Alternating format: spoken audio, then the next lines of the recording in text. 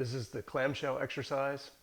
If you hang out with a lot of rehab and exercise nerds like I do, you might know that this is kind of a controversial exercise.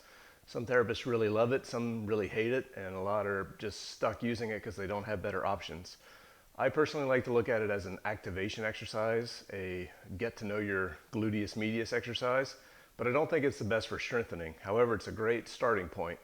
We're not going to use this exercise to really get stronger, but we're just going to use it to get our glutes working, and then we're going to advance from there. Now, one thing with this exercise is that a lot of people don't do it as well as they can, and it's all about the setup. So we're going to lay on our side.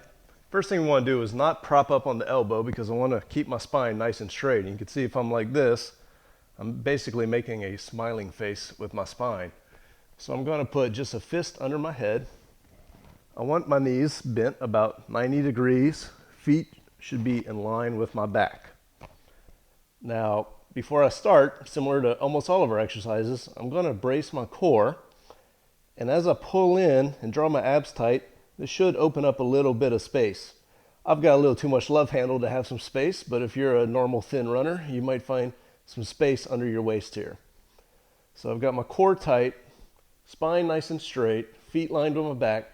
Now before I even start the exercise, I want to squeeze my buttocks together as tight as I can. Now I'm going to keep my feet together and lift that knee up and bring it back down.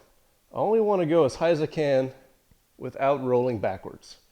So it's another thing that I see folks do a lot, especially when their therapist adds a TheraBand. They get more focused on pulling the band apart by any means necessary, and they're doing a lot of this rocking motion.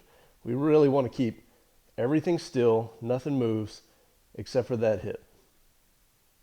You should feel a muscle right around here working, and we're going to do however many reps are listed in your workout, or once it fatigues, or you start losing form and rolling back.